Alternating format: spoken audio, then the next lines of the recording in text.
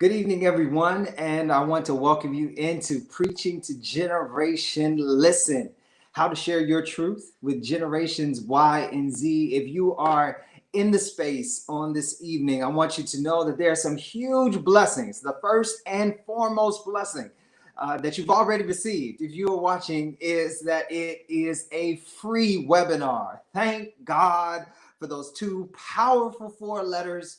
I mean, we celebrate four-letter words in negative connotations quite often. However, we need to uplift the power of the word free. I mean, salvation, free. Redemption, free. This webinar, free. And it is just a privilege that the South Central Conference Youth and Young Adult Department has come together and is able to provide you this information free of charge. And I'm excited because we get to talk about one of my favorite topics, and that is how to present in relevant and effective ways to the current generation. And so Preaching to Gen Listen is all about getting us into effective communication spaces for the current time. We a lot of times we want to lift up the power of Pentecost in Acts chapter 2. But one of the most powerful sections of Pentecost for me is not the tongues of fire coming down on someone's head, not the wind blowing and rushing through a room. The most powerful aspect of Pentecost to me is that when they started preaching, people heard it in their own language. Now that is huge for me. That is currently what the world is asking for. You'll notice in the subtitle of this seminar, there is this quite interesting word that I choose to use on purpose. And I don't know if it caught you off guard when you saw it, but I want to show it to you right now. How to share your truth with generations Y and Z. And I just want to highlight that key term, your truth. Two dangerous words, especially when you're in fundamental religious spaces. Your truth. No, people want to hear the truth. Yes. Now we feel good. Now we feel better. Now we feel like we're in the word. We're in the text if we talk about the truth. But one of the powerful things about the transition we need to make communication-wise is to understand that the current generation is not looking for the truth as much as they are looking for transparent articulations, relevant communications, beautiful expressions of your truth. And that is not to diminish what you're saying. And in actuality, it's exalting what you're saying. It's actually lifting up what you're saying to a whole nother level, to a whole nother stratosphere. And that stratosphere is simply this. Don't tell me the truth. Tell me your truth, because your experience might be the very thing I need to hear to take my experience to another level. And so once again, I'm glad that you're here. My name is Michael Polite, and I have the privilege of serving as the youth director of our department, Youth and Young Adult Director of the South Central Conference of Seventh-day Adventists. But I do believe that this webinar is not only for pastors or youth pastors, youth leaders, youth practitioners in a church setting, but we have teachers that are watching tonight. We have practitioners who are social workers that might be watching tonight. If you are in a space of trying to communicate meaningfully to generations Y and Z, this is the space for you. Because although we're going to be using preaching as the template, if not springboard, for our conversation here this evening, you got to believe and you got to know that this is going to have relevant information for anyone who's working with these generations. And so what do I mean when I say preaching to generation listen? That's huge. What do I mean when I say preaching to generation listen? Simply put, generation listen is dealing with the gap generation or the bridge generation. Some know it as the transition generation of Generation Y, and then dealing with the concretizing or solidifying generation, Gen Z. Now, I want to help define some of those terms before we get off and running tonight. When I say transition generation, I mean the generation that bridges two paradigms. for you who are a part of Gen Y, the millennial generation, you can remember a day before everything was digitized. You can remember cassette tapes, maybe early in your childhood, maybe CD Walkmans that you used to walk around with your earphones on, and you used to have your CD player in your hand. You remember the days before cell phones were widely used. You remember the days before tablets were in everybody's hand. These are the times prior to the paradigm shift that happened in the digital communication era, to where now we live in a completely digital world. I mean, if you are a millennial, you remember the days before Wi-Fi. I mean, just sit back and think about that. You went to school in a time prior to Wi-Fi. And yet there's a generation that grew up with only Wi-Fi. They don't know what dial-up really is. They haven't heard that shh. I don't even know if I did that right, but I'm definitely going back to the AOL days where I heard something similar to those sounds anytime I was trying to get on the internet. And I know some people are laughing at me right now, but you are laughing because it's true. That is exactly the age and the time that you remember. And so as we're getting into this space of dealing with these two generations, Gen Y is known as the transition. They have lived in two different paradigms. Gen Z is completely digitized. They grew up in a completely globalized world and context. Gen Z came on the scene where much of what Gen Y was trying to get the world to embrace, they readily embrace, and in fact have already identified the pitfalls of Generation Y's philosophies. And they have now begun to shape the world in creative and innovative ways in order to try to combat, if not respond to, some of the shortcomings of Gen Y. So Gen Y had to take all of their energy just to pull us into the new paradigm. And now Gen Z is the one that solidifies or concretizes the paradigm by moving us up higher, some preachers would say, but really it's moving us further forward as we evolve as a planet. Now, as we look at preaching to generation listen, when I say preaching, I'm simply talking about sharing your truth with a listener or listeners. That's what I mean by preaching for the context of this webinar, sharing your truth with a listener or listeners. So you could be preaching right there on FaceTime. You could be preaching as you are waiting in your Uber, trying to get from point A to point B. You could be preaching, yes, in front of a small group in a classroom, or you could be preaching in a large venue in front of 10,000 people. Whether you're doing stand-up comedy or whether you're just doing one-on-one interpersonal care, you are preaching if you're at any point sharing your truth with a listener. So that's what we mean by preaching. So really, if we break down these definitions of terms, when we say preaching to generation listen, what we're really talking about is sharing your truth with a member of Generation Y or Generation Z. That's what we're talking about. And one of the things I want to do as we jump into our discussion tonight is to first give you this information. This is my email address. What we're going to do now is just really establish the foundations of what these two generations are looking for as it pertains to truth. And then we're actually going to give you a practical model to use so that you can organize that truth for these listeners. However, on part 2, which happens next week, part 2 is going to happen on next week at 7 p.m., same place, same time. We're Thursday, 7 p.m. right here on next week. And what I want you to know about next week that's going to be so cool and interesting is I'm going to take some of your, some of your frequently asked questions. We'll put it that way.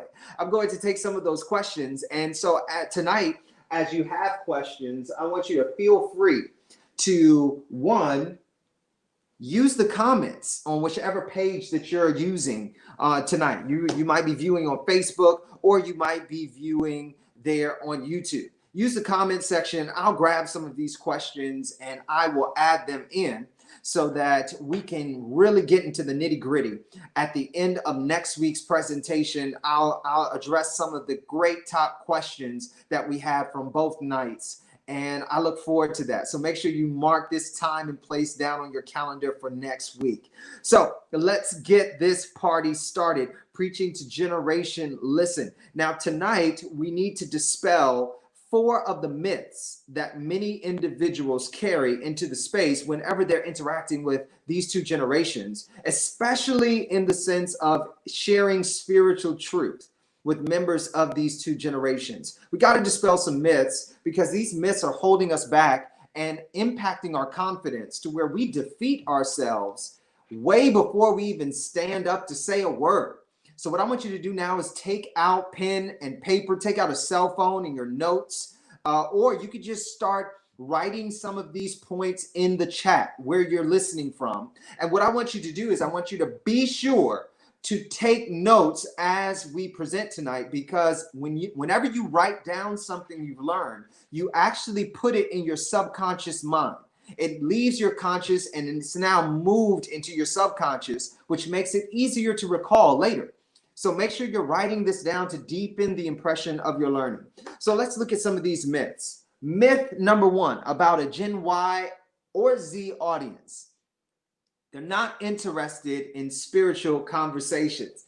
Now, this one makes me chuckle because I get this all of the time as I'm traveling around the world and getting the opportunity to interact with youth practitioners pretty much across the globe, from Asia on back to the West.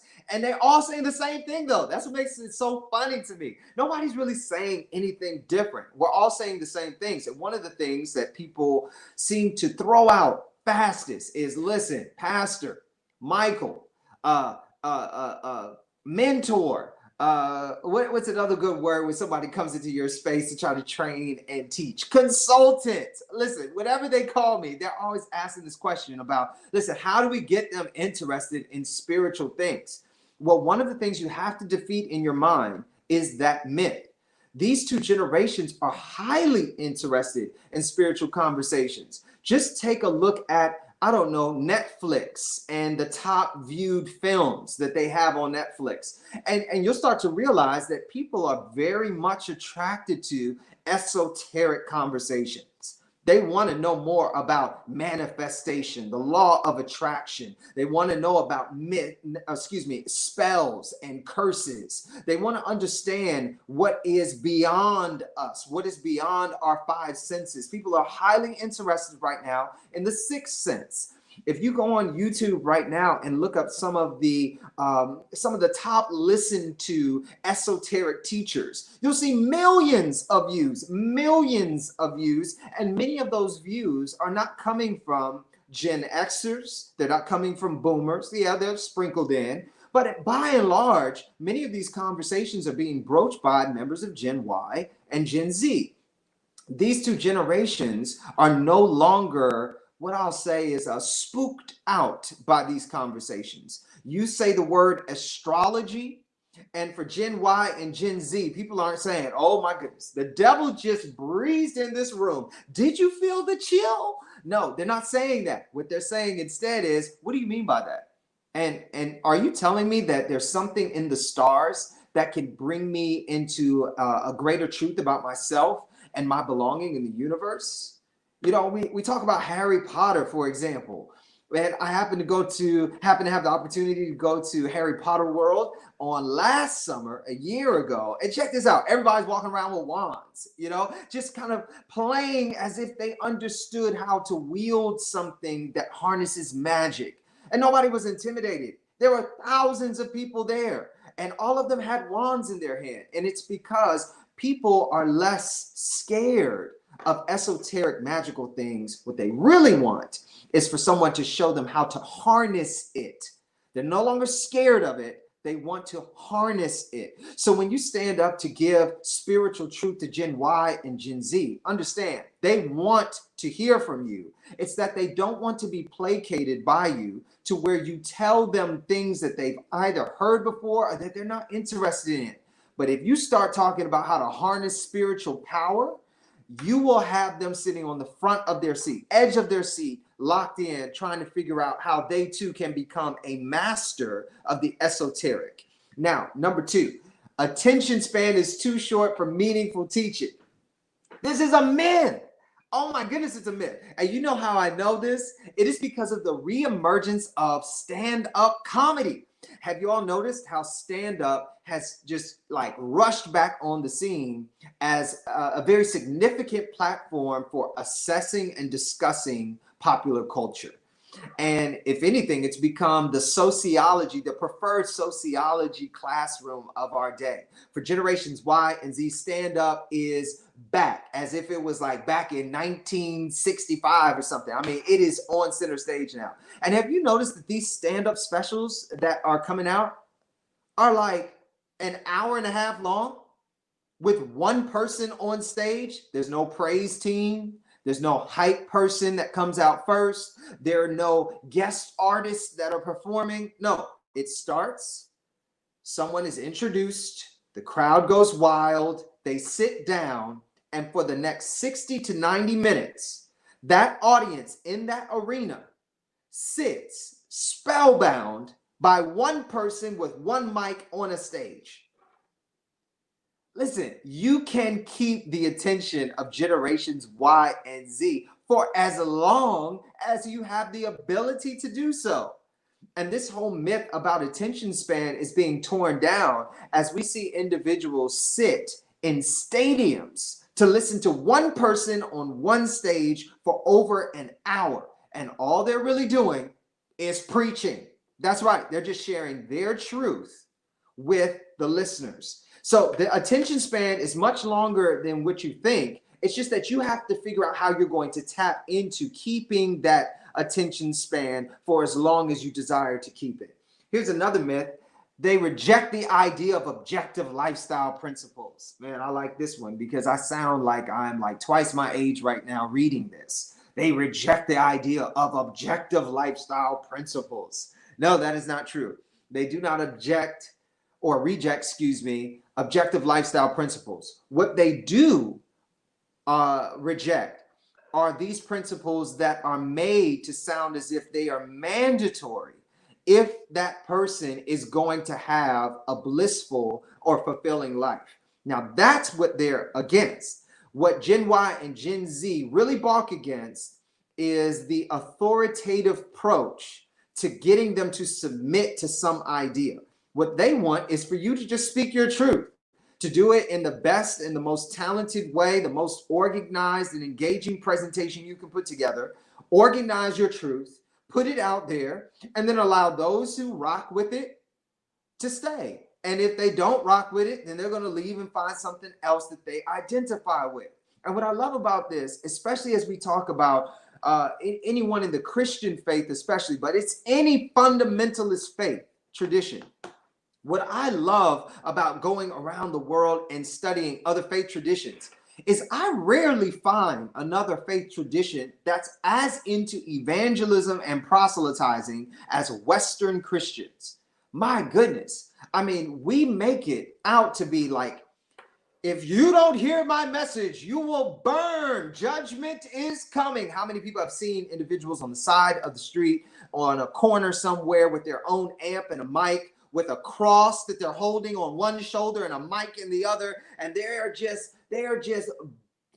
bellowing this message of pending doom and judgment, that you'll all be lost unless you accept my idea. Now that is going to turn off generations Y and Z in a moment because it sounds manipulative to these two generations. It's not that they're saying you're true or false. It's that they're saying we believe you are unsafe.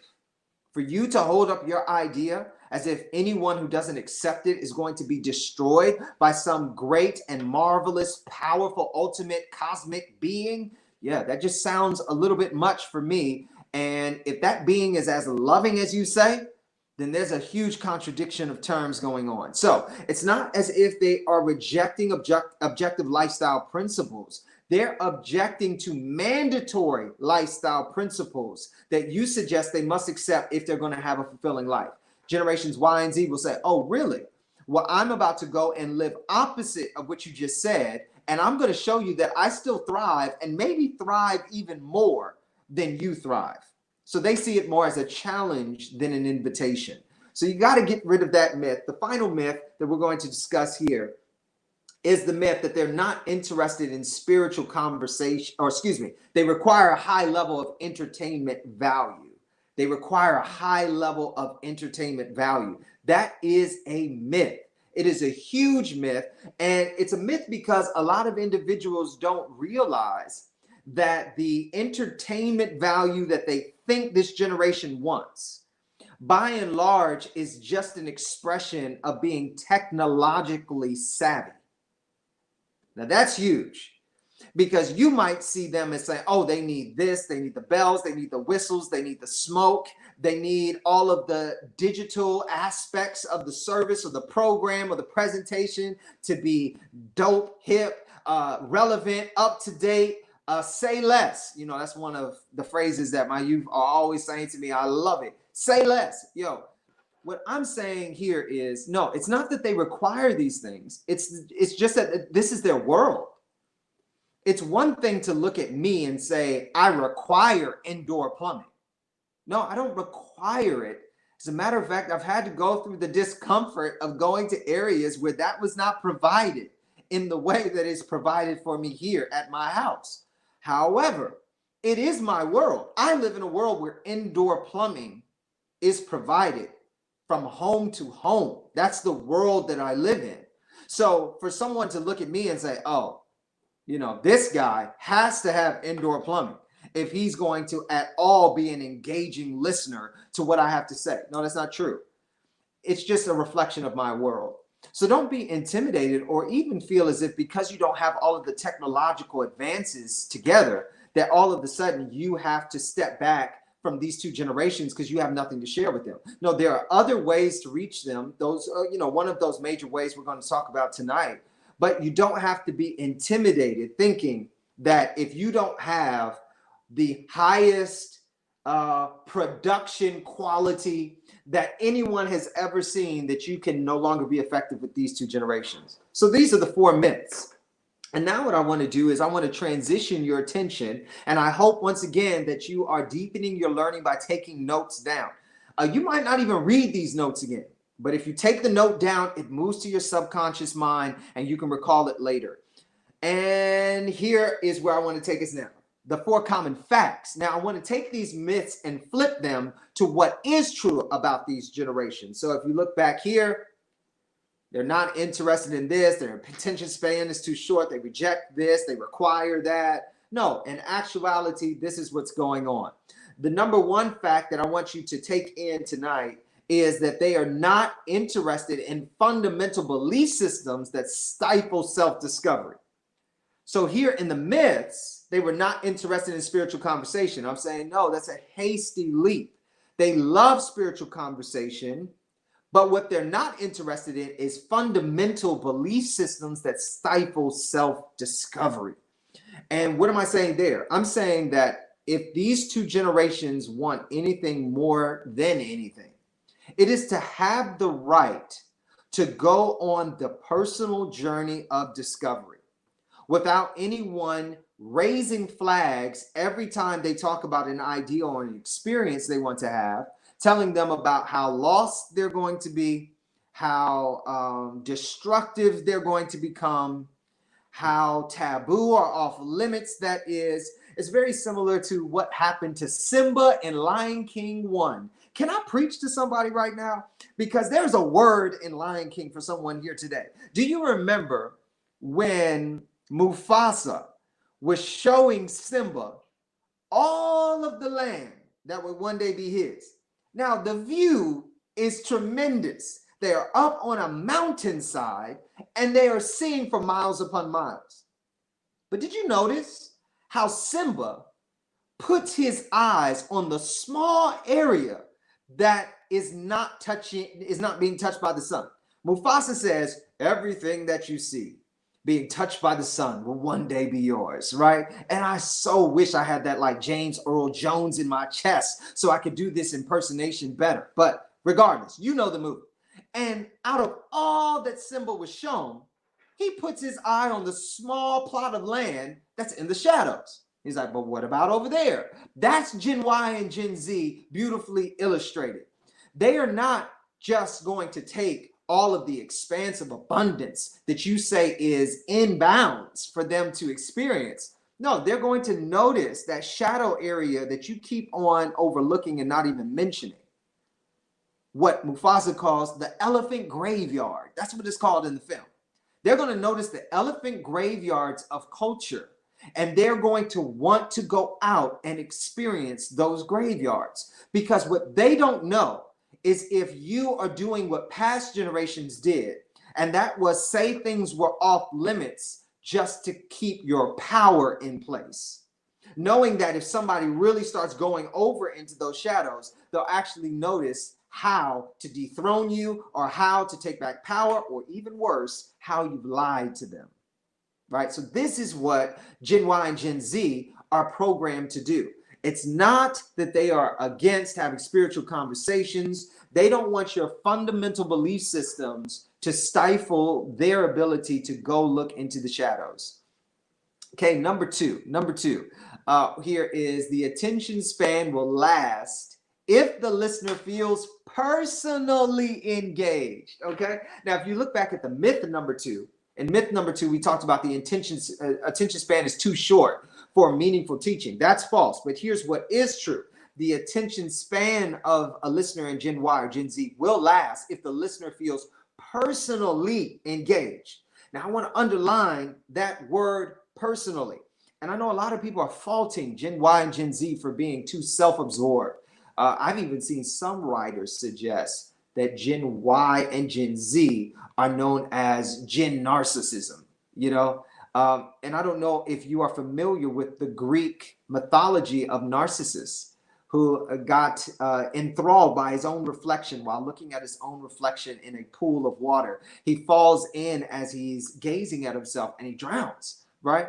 And many people say that this is a perfect mythological congruent to the current value system of Gen Y and Gen Z, that everything really revolves around self. Now, what I want to do is I want to flip this and show you the positive of this. What Gen Y and Gen Z are responding to are past paradigms where individuals sacrificed or bought into some collective system at the expense of themselves.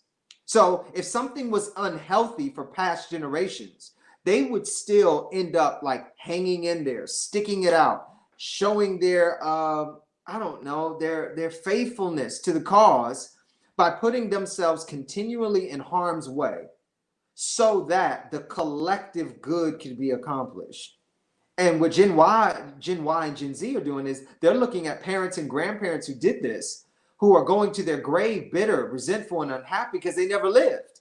They get to the end of their life and they're just like bitter because of all that they gave, but how little came back to them. And what I want to suggest is Gen Y and Gen Z, they have a point. There have been many examples in prior generations of individuals who bought into some collectivism, some patriotism, some type of social order that actually exploited the individual and made the individual feel affirmed to be exploited because they were giving to something greater. And I'm saying, whoa, that's definitely out of balance as well. Exploitation at any level is not good. You should be sacrificial in how you live, but that sacrifice should not cause you to beat down on yourself. As a matter of fact, the great commandment that is given is that you are to love others as you love yourself. And I love how often, especially in church culture, we forget that second part. I have heard speaker after speaker quote that text and only give you that little first part. Love others, period. That is the great commandment. You must love others. No, that's not what it says. It says love others as you love yourself, which means that there's always some type of interplay. There's some type of interconnectedness between this idea of loving others and loving yourself. You can't do one without the other. You cannot execute one at a level where you're not executing the other. So I know for some they're saying, well, Did not, for example, the Jewish mystic named Jesus sacrifice everything for other people? No, do not make it sound like Jesus did not get anything out of the deal. But the word of God says that you've been purchased with a great price. It also calls you the pearl of great price. So it's not like Jesus is laying down his life for trash, for garbage that's not going to come back. No, he's actually laying down his life because he values us so much, because he does see that he's going to get something out of the transaction. I know that sounded really harsh on Jesus. That sounds like a projection of humanism onto the sacrifice of Jesus. But I'm telling you right now that in any love relationship, there has to be this belief, not only in sacrifice, but also a belief that I'm receiving as well. We all know this. It is a give and receive dynamic that builds healthy interpersonal connections. Therefore, God is not in this position of saying, you must give, and don't worry about receiving. That is not the message that this generation is going to receive. They're actually wanting to get introduced to an ultimate source being, a creator of all things that cares deeply for them and wants to give to them as well as receive from them in a very symbiotic relationship. As it says in John chapter 15, God wants to be one. God wants to be one with us and wants us to be one with him. Or if you are inclined, wants us to be one with her. That is right. I said it because why? I am accustomed to ministering to Gen Y and Gen Z, and I have found proof that there's just as much merit to using a feminine pronoun for God as there is a masculine pronoun. And that thing helps me when I'm in these audiences and spaces. So yes, whether you refer to the him or the her of it all, I do want you to know that they are not pushing back. They're not pushing back against this idea that I am all important and therefore you are only speaking to me right now in this audience space. No, what they're saying is I'm not going to sit here and listen to you only because you say this is good for all of us to hear. No, you need to show me how I'm being personally engaged by your preaching, by your truth. Show me how it has something to do with me and my story. It might sound selfish to you, but what I want to suggest is that it's a reaction to the extremes that previous generations lived. Let's move on to number three. Number three, accept the idea of relevant lifestyle principles that yield objective results. Accept the idea of relevant lifestyle principles that yield objective results. So if we look back at our myths, the number three myth was they reject the idea of objective lifestyle principles. I'm saying that's not true, but what is true is they accept the idea of relevant lifestyle principles that yield objective results. So notice where that word objective switches in the facts. Before, the objective was before lifestyle principles, but in the facts, the objective is moved down and the word relevant is placed before lifestyle principles and the word objective is placed in front of results. And that's key for us to realize this evening as you are crafting inroads and approaches to sharing your truth with generations Y and Z. You have to get in your mind that they want to hear relevant lifestyle advice. When I tell you that life skills should be one of the key topics that you're dealing with. No, not getting hung up necessarily on all of the nuances of theology and not even getting hung up on all of the nuances of philosophy, period. But getting hung up on life skills and how to coach people through the ebbs and flows, the ups and downs, the difficulties and triumphs of life. That is pay dirt right now for generations Y and Z. Some people have mislabeled this proclivity to hear these messages as self-help. I don't like that. I don't like that at all, because what it makes it sound like is that these two generations are like juvenile children who are just only interested in their own well-being and nothing else beyond that. No, because we also know Gen Y and Gen Z are one of the most humanitarian generations that our planet has ever seen. When it comes to humanitarian effort, they are down for that.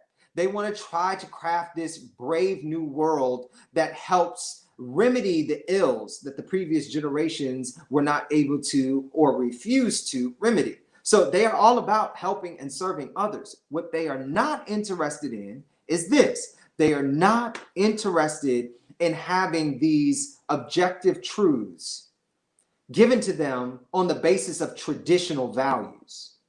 That's what they're not interested in.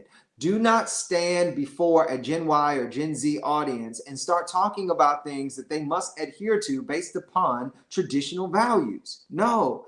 Instead, take the route of saying, listen, this is something that has worked for me. That is huge. If you can start your sentences with that, that is going to win you half the battles. Or you might have discovered something and you've done the research. So you want to say, this is what I found is working for a lot of people. So there's the relevance. It's saying that this has present context and it actually has yielded present results. And instead of just leaving it at present results, notice here, we want the relevant lifestyle principles that yield objective results. I love that. So they do want to quantify or qualify the results. They are not just interested in you saying it works and that's it. Hey, this is going to work for you. Okay, well, show me where it has worked either for your life or for somebody else's life. They love, Generation Y Z loves research. Now, they don't like stats for stats because statistics have been used by prior generations to manipulate, to create propaganda, to get you to think one thing when the truth is actually somewhere else. So it's not using stats for stats' sake. We're not talking about just rattling off a few percentages and then they're going to receive it. No, what they're talking about when it comes to objective results, they're wanting to see that you've measured that this works. And through your measuring of how it works, you've been able to collect testimonials that corroborate your claim that it works. And then they want you to give them systems by which they can measure it working in their life. There are few things more frustrating to Gen Y and Gen Z than someone standing up and saying, this works. And then saying, and it's worked for these people. Let me show you a couple of examples. And then they end the presentation by saying, so go try it. It's going to work for you. Oh, no. Give me the practical how-tos. I love this. I'm excited. I'm here. I'm engaged. Don't leave me here. Show me how to measure my implementation of your truth. Because as I measure my implementation of your truth, I will be able to see the results for myself. Remember, this is not a generation that wants to be communally engaged. They want to be personally engaged by community. And that's totally different than prior generations. Prior generations wanted to be communally engaged to where they can invest themselves personally. That's different than being personally engaged by a community. And you have to recognize that difference when you're communicating to generations Y and Z, because it's really going to help you avoid some of those pitfalls that happen when we stand up and they turn their ears off as soon as they hear these things, because it's a sign that you don't understand them. The final fact that we're going to break down is they require a high level of authenticity and vulnerability. And remember, this is going to counteract the belief that they require a high level of entertainment value. Okay, that is different. That is different. That is not what they are really saying. It's not that they want to be entertained. It's that they want a high level of authenticity and vulnerability. One of the things that we're seeing in the music industry, and this probably started 15 years ago, is where it really maybe started gaining steam. But it's really a popular thing now, and that is what is called a stripped down music set. And no, that has no sensual innuendo in it. So for those who are like, oh my goodness, now we talking about stripping. No, I'm not going to take myself there just to communicate a message. I'm not asking you to. Hold on and let me explain. So when we say strip down, when it comes to music, we're actually talking about moving something from this highly technologically produced presentation of a song and stripping it down to the acoustic fundamentals of that song and just allowing the song to be recorded right there in its stripped down form. So instead of having all of the bells and whistles that go into the production process, no, we're just going to plug in an acoustic guitar. We're going to put one mic in front of you and maybe put a cello behind you. And then we just want you to sing that song. We just want you to present that music to us. And now there are individuals who are actually starting to put out full albums that are fully produced, but then put out a companion project of those same songs that are in the stripped down acoustic format. And I love it because what it's starting to show is that there's a desire for organicness that now people are seeing is a high value for generations Y and Z. Being organic is paramount for these two generations. And a lot of times people think they're wanting to be entertained. No, generations Y and Z don't want to be entertained. They actually just want to be ushered into an authentic and vulnerable organic space where things are not happening out of some forced intentionality, but things are happening simply by the synergy and the vibrance and just the mojo in the room, just how stuff is just rising and happening. Let me give you this for example. I am flirting with this idea right now. The next time that I am put in a space where I have to lead spiritual programming, I am flirting with an idea of at least once a month showing up to that space with no prior program planned. There's no what would people call a time sheet. There's no program run sheet. We're not printing out the order of service and then passing it out to people. We're just going to gather to a space. We're going to identify some people that have tremendous gifting who can flow in that spontaneous space organically. And we're just going to sit and see what happens. And we're going to open ourselves to spiritual guidance. We're going to open ourselves to this idea that cosmic power resides in us and all around us. And if we all just stop and still ourselves for a moment, letting go of the illusion of control, maybe that power will finally have sway to manifest something tremendous and something unspeakable, something we've never experienced before in our midst. Now I know that sounds like real spooky and new ages, but the new age movement is right in the front room of many Gen Y and Gen Zers. No, I'm not necessarily talking about all of the new age practices, but this ideology that's informing it, that there is a cosmic power all around us that wants to guide us if we let it. We just have to release control and trust in it. And I'm kind of flirting with that. And I actually believe that if done properly, and when I say properly, if the right people are tapped to be in that space, I believe that it is going to attract Gen Y and Gen Z at a level that my prior paradigm of trying to micro control every single piece of programming for this generation, I think I'm going to see some type of explosion take place. Now, of course, this is all theory. This is me in the bat cave doing some studying, some reading, and then putting together some possible models. But after I launch the pilot, I'll be sure to come back on and tell you how it went.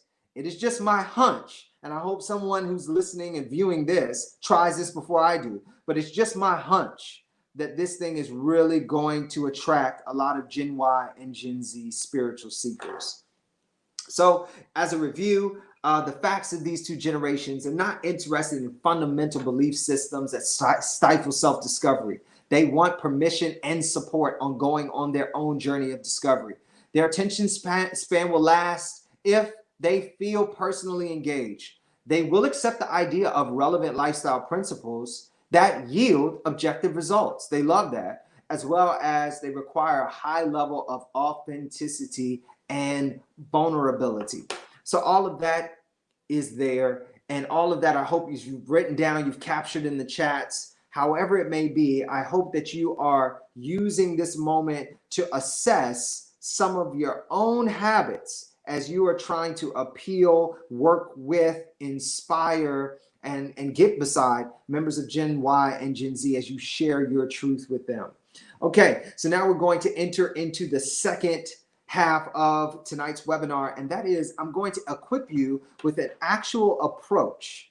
Some would call this a model for organizing your truth, whether it be in the classroom, whether it be in a spiritual faith setting, whether you're a social worker dealing with students that you are case working with, whatever it might be, wherever you find yourself, want to give you this model. And it's called the It-Gab preaching model. Okay, the It-Gab preaching model. It covers 5 actions to improve the likelihood of Gen Z listening to a revelation of God's character, God's love, and God's power. Much of the language that I'm using when I say God's love, God's power, God's character, that word God is interchangeable for anyone listening who's like, well, I'm not really into the sharing God thing. No, I'm really talking about sharing all that you are with someone. Remember, it's your truth, sharing your truth with someone else. And I want you to get comfortable with hearing the word God represent that truth that you hold on to and that truth that has changed your life. So the character of your truth, the love of your truth, and the power of your truth, you can just interchange those words. So as you are trying to share a revelation of your truth with audiences in Gen Y and Gen Z, here is a model. It's called It-Gab. Now, the It-Gab is a noun. If you're like, what is that word? Where did you come up with that? Well, it's a noun. It's defined as spiritual rhetoric that is properly calibrated for your target audience. So notice that It-Gab here can be used for any generation. As long as you are properly calibrating whatever your truth is for your target audience, you are currently in the space of It-Gab. So if I'm in a kindergarten classroom and those kindergartners are eating up my story, like they are like waiting with bated breath for me to tell them what's about to happen to Max the mole next. What is going to happen, right? And they stop breathing and their eyes are just open. Max the mole, what is going to happen to Max the mole? I'm in the space of It-Gab because that means I've properly calibrated my sharing with these kindergartners to a place where they feel fully engaged and they are in it, and they're not playing, they're not distracted, they're not being noisy, they are in it. I've captured their attention. That's what It-Gab is. So there's an It-Gab for, I don't know, individuals who are from the South. They are 65 plus. They grew up in rural country and they grew up in, I don't know, the Southern Alabama region. Okay, there's a specific It-Gab for that region. That It-Gab will not work if I'm speaking to some hipsters that are in South Central LA in California who are really trying to rock with what they're dealing with, what their values are. If I try to use that same It-Gab that I was using in the rural South area of Alabama, out in South Central LA, speaking to hipsters, it's not going to work. I've lost the It-Gab because I have not properly calibrated my rhetoric for my target audience. So that's what It-Gab is. And yes, It-Gab is talking about spiritual rhetoric, primarily spiritual rhetoric, but I also think it can be applied to rhetoric across the board. Okay. So as we look at It-Gab, it does have these 5 areas. I'm going to throw these up so that you can kind of get a glimpse at where we're going. And we're going to take on each of these areas one by one. Each of these areas we're going to take on one by one. And by the end of this, you will have a model for organizing your truth as you're speaking to generations Y and Z. So the first one, as you see here, is called intrigue. Intrigue. The first step as you're organizing how to share your truth is to figure out, how can I intrigue this audience? This simply means you begin your message with a widely recognizable concrete element. This will serve as your Trojan horse, the unassuming element that will bring down the cognitive defenses of the listener. What do I mean by cognitive defenses? I want to leave that up for just a couple more minutes so that if you're taking notes and you're a word for word person, you can capture that short sentence there or a short paragraph. Cognitive defenses. Every listener has a defense mechanism that immediately goes into place whenever someone is communicating with them. It happens at a subconscious level, and some people are self-aware enough to notice it happening at a conscious level as well. So you have this situation where you get a listener and you starting to talk, and immediately you start getting cues like, yo, they are not interested in hearing what I got to say. And how many of you have felt that if you're talking to a room full of high school students, and like within 2 minutes in, you just know they're just like, this cat is trash. This female right here is weak, like immediately you feel that. And most likely that's a cue that you did not start properly building intrigue into whatever your presentation is. I want to give you an example of some intrigue that I used once that worked phenomenally. So I was presenting for a middle school assembly in Nashville, Tennessee. And I was trying to figure out, okay, they're all on bleachers. I'm on the gym floor. It's one of the hardest venue setups to actually reach and engage people, because bleachers, they just don't represent focus time. That's just not what bleachers represent. And then you're down low. They are kind of in the bleachers up high. So now you wish that you were the high one as it pertains to the plane of communication, to where they look up, because that gives you a better shot at keeping attention when you have to look up. That look down can be a little harder to captivate and keep the attention of others. So I'm in that space and I'm just like, ooh, what do I do to cause intrigue? And I decide to bring my entire Teenage Mutant Ninja Turtle action figure collection onto the stage, set it up before the presentation, and reveal it by pulling the curtain back. But I tell you, those middle school students went crazy, because they thought I was going to be passing out these action figures to individuals who I guess listened to the presentation or answered my questions or whatever. Wrong. They were sorely disappointed, but I had them intrigued. And so no one left with any of my collector item Ninja Turtle action figures, but they did leave hearing all that I had to share, because they were immediately captivated, captured, and intrigued. When you seek to set up your truth, you have to figure out, what's my Trojan horse? Immediately, there's a defense mechanism, especially if the age gap between you and who you're speaking to is large. My goodness, that defense goes up higher and higher. So the more separate you are from your target audience in age, or maybe in look, maybe it's in gender, maybe it's in ethnicity, whatever that is, we have these subconscious defenses that go up. And you have to be strategic about the Trojan horse you're going to use to break down those defenses. Here's the second one. Remember, it gabs, so the next letter is T. Transition. Build a bridge between the point of intrigue and your spiritual concept. Make a connection that the listener didn't expect. They should all of a sudden find themselves in a moment of spiritual interest. All of a sudden find themselves in a space where they're learning something and receiving some life-changing truth.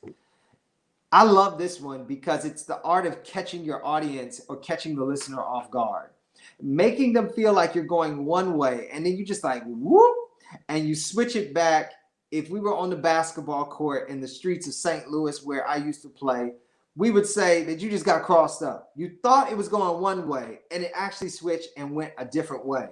And this is huge. The transition portion is huge. And if you really craft it well, what you'll find in your transition is that individuals are surprised that they're so engaged.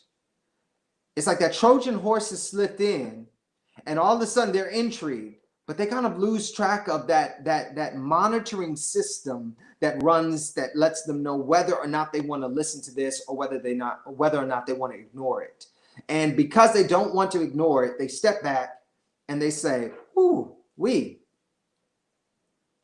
I'm engaged, but I didn't expect this person to take it in that direction. But because I'm so engaged, I think I want to continue listening. I told myself that I was only going to be on my cell phone throughout this whole thing, but I kind of like it. I'll listen. And that's the beautiful thing about this transition. One good example of this is one of the recent Dave Chappelle stand-up comedies that you can watch on Netflix. one of the recent ones, I want to say it's the one entitled Equanimity. He starts off with the most random stuff that you don't know how it's all going to shape together. I mean, he even brings in the very sorrowful memory of a star that has committed suicide years ago. And you're just kind of like, man, that's so insensitive, right? But it got you intrigued. And then he flips that thing really interestingly and transition you into his main point of his joke. But how did he get from telling us this random morbid story of suicide, this tragedy, to getting us to actually receive the fact that no matter what we're going through, we can continue. We don't have to end our lives. That's huge. But the way he set it up and transitioned us, we weren't expecting it. He Trojan horsed us with this very raw, very, it seemed highly insensitive and even inappropriate story about a star who had committed suicide. And before you knew it, he had us contemplating whether or not we should even be considering suicide because there's so much for us to live for. So that's the transition. The G, it gabbed. G stands for ground. Now that you have the listener's interest, anchor them to the word of God. Remember, this word of God can be your word of truth, practically guiding them through the scriptures. Lead them into a biblical understanding that is connected to the initial point of entry. Now, some people who are watching this might be saying, well, the Bible isn't really my codex for truth. Okay, that's fine. It could be the Bhagavad Gita. It could be the Eightfold Path. It could be the Quran. It could be only the Torah. Whatever it is that is your codex, that inspires you and that really imbues you with truth, you can place that in the area where I put the word biblical or scriptures. Make sure you're crafting this language for you in a way that best suits you. The whole idea is, now that you've gotten their attention and you transition them to where now you're starting to share that beautiful truth that's inside of you, that you've been given to heal the world with, now it's time to lead them into a deeper, more meaningful understanding of the principles that you're sharing. And this setup process is the key to keeping people interested. One of the major mistakes that I've seen with presenters for Gen Y and Gen Z is they start with the grounding part. They want to jump straight in to getting someone to accept the understanding that they have brought to the stage for them to receive. And they don't get the intrigue, they don't lower the defense systems, they don't craft the transition. And because of that, they get into ground. And so the person just rejects everything from the jump. It's like, oh, obviously this person doesn't care about me because they haven't taken the time to craft something for me, which most likely means they're trying to manipulate me, which means I need to tune them out in order to keep my own sanity. And we have to look at this and say, no. We do not ground first. We first build the intrigue. We then transition it. And then we start grounding them in those principles that we are so excited to share and to give. Now we're going to move to the A, which is apply. Take the listener beyond an intellectual understanding of the spiritual concept. Help them integrate the lesson into their daily living. There it is. Show them how the lesson can improve their understanding of God, themselves, others, or their world. Now, I love this apply section because a lot of times I have presented, and this is where apply is one of the areas where I am still trying to improve for my own presentation style, is I get a lot of follow-up emails with, yo, I was so inspired by that, or that was so meaningful to me, or I felt like you were talking to me, or I felt like this presentation was sent for me. How do I start living out what you said?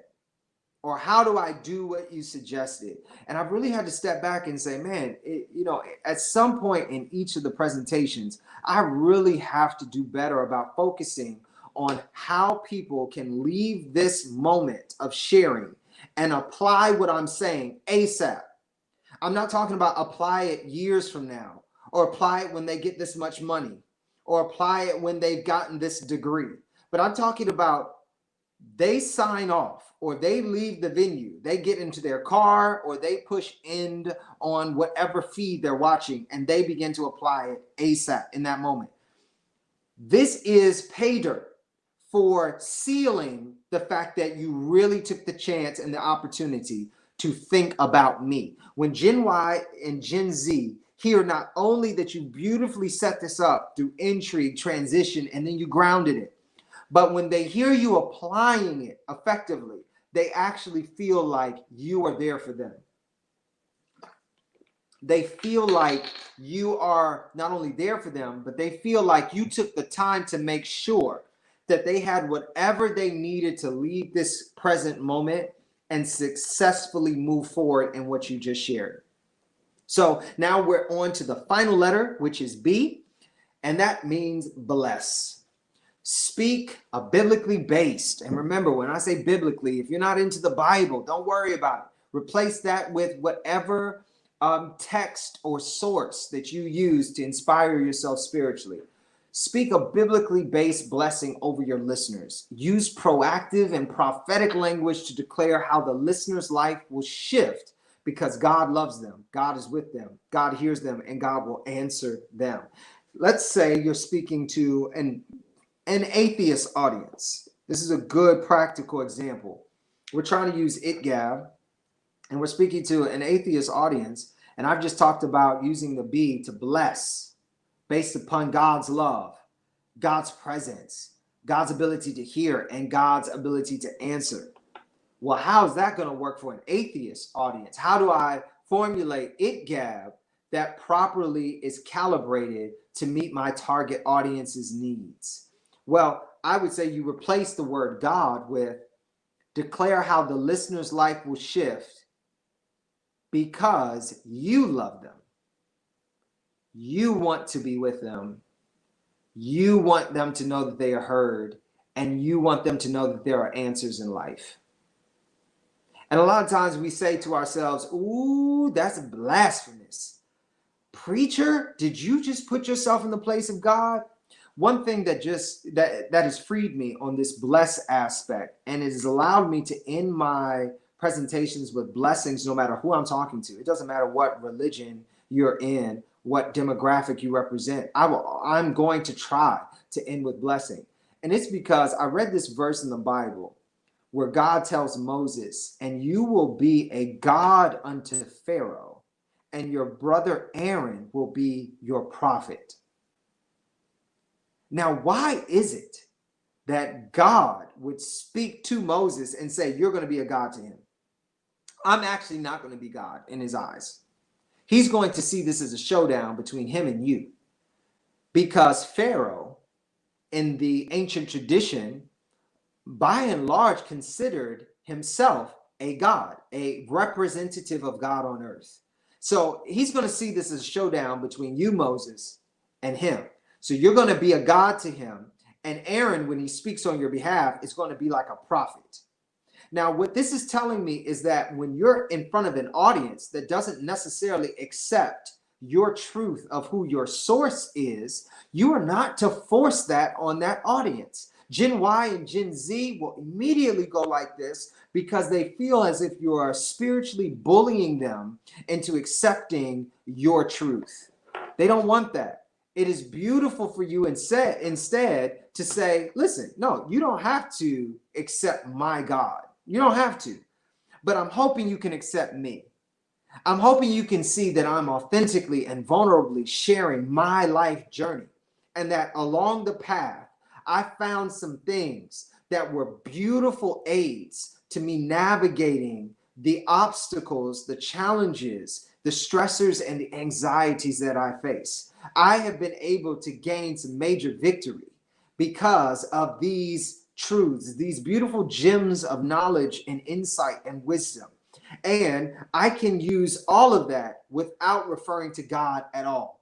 And so when I bless, I'm really taking the time to look someone in the eye and say, you can do this, that you have it, that everything you're looking for is inside of you, that everything you've been searching for is actually yours already. That the great illusion of life is that you have to prove yourself to the world, or you have to do more in order to get what you deserve, or you have to.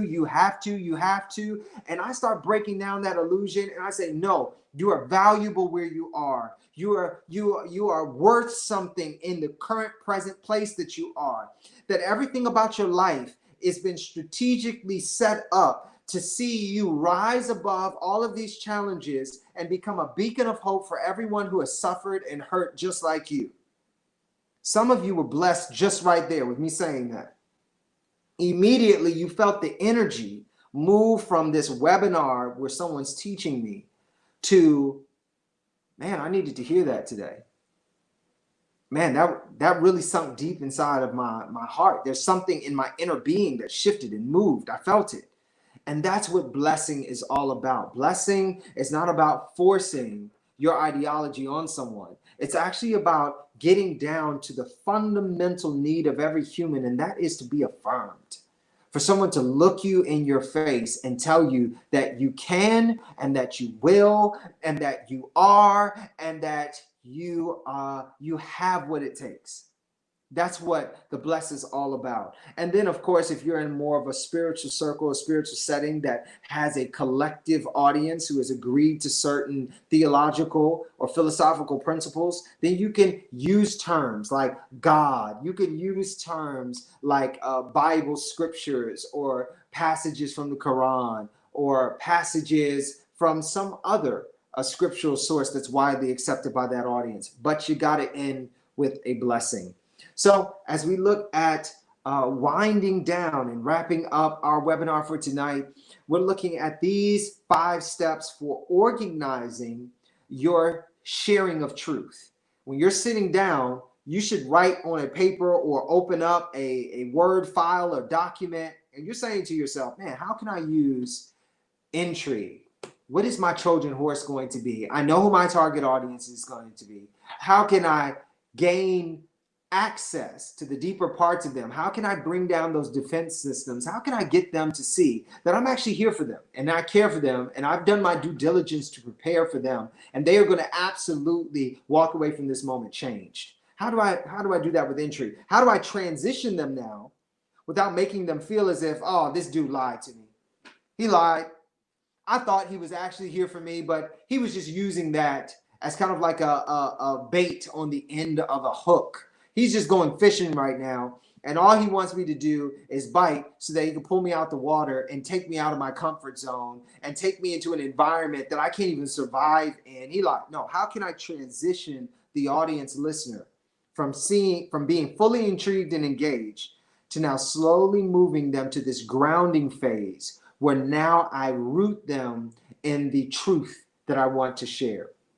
After rooting them and grounding them in the wisdom and the principles, how do I now give them a good step-by-step process where they can now integrate this lesson into their daily living?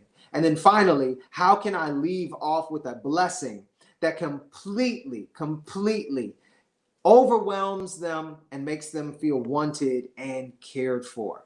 This is what we mean when we talk about ITGAB preaching model. These are the 5 actions that are going to improve your ability to communicate with them. And so we have pretty much reached my 75-minute goal and task for our webinar. I hope that you've heard some amazing things as we talked about preaching to Generation Listen, sharing your truth with members or individuals from generations Y and Z. As a review, we not only went over the ITGAB preaching model, but we looked at the 4 myths that are usually accepted about Gen Y and Gen Z audiences, and then we countered those with 4 facts about them, and we also gave you some practical steps by which you can organize your truth and get that truth not only into their ears, but maybe into their hands if you're writing a book or you're writing a blog, or maybe you're just doing a quick post on social media. These steps can be applied to those avenues as well. So I want to thank you for being a part of tonight's webinar. I hope you share the content. Listen, somebody may not want to listen to the webinar, but they'll listen to you. So I hope that you use this to train individuals in your sphere of influence. This will be archived on the pages where you are listening to them. So you can always go back, return, revisit some points, as well as share this content. Share, share, share. Let people know who are trying to rebuild their ability or take their ability or just establish the ability for the first time to communicate with these two generations. Let them know where they can do it and how they can do it best. I want to give you that heads up that we have Preaching to Generation Listen Part 2 on next week, 7 p.m. Thursday. We got it July the 30th. We'll be back in the same spot with some more lead up or lead in facts about generations Y and Z. And then I'll give you one final model that you can use to try to organize your thoughts and your content for these generations. And then we'll end off on next week with some Q&A to help people with some frequently asked questions about ItGab or the next model, or it could be simply generations Y and Z. So if you do have any questions, make sure you hit me up with the email at bepoliteforlife@gmail.com. Send me that question. I will also be trying to go through any of the comments that have been left on all of our pages that we're broadcasting to on this evening and try to grab some goodies there so that we can form a really good and robust Q&A session on next week. So we're going to end off the webinar this evening by giving you a video representation of ItGab being used in a commercial. I think this is a perfect way to demonstrate and illustrate for you as we sign off tonight what ItGab looks like practically. So it's going to happen in about 3 minutes or so, but I want to encourage you as you're watching this commercial, go ahead and figure out, where did the intrigue happen? Where did the transition happen? Where did the grounding happen? Where did the application happen? And finally, where did the blessing happen? So thank you once again for tuning in, and I hope you enjoyed this wonderfully creative example of how ItGab can be used to reach generations Y and Z.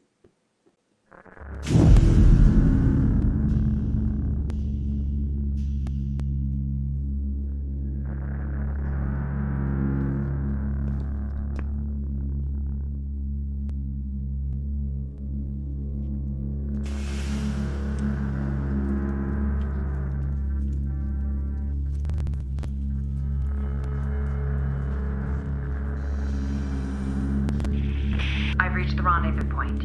You've got 90 seconds before my position is compromised. What if I can't find it? It's not an option. We both know what's at stake. Steak. Steak sounds good. I don't know what to tell you.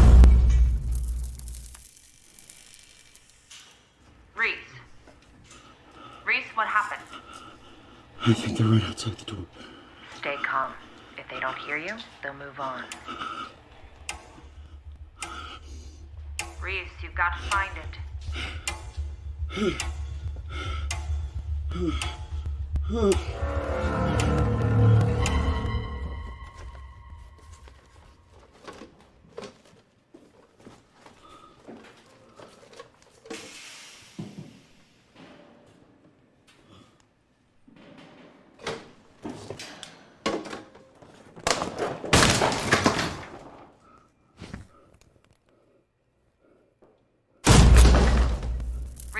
You're running out of time.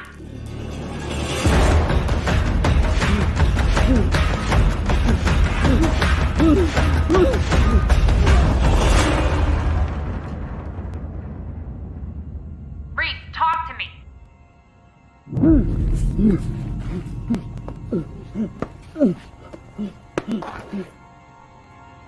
I found it. Come in. I found it.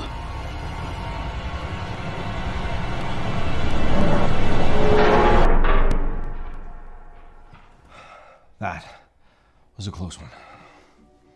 Bun Bun!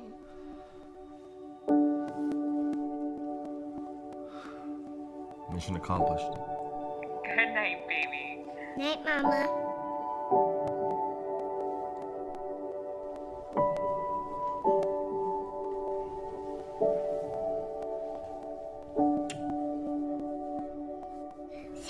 for saving him. You are so welcome.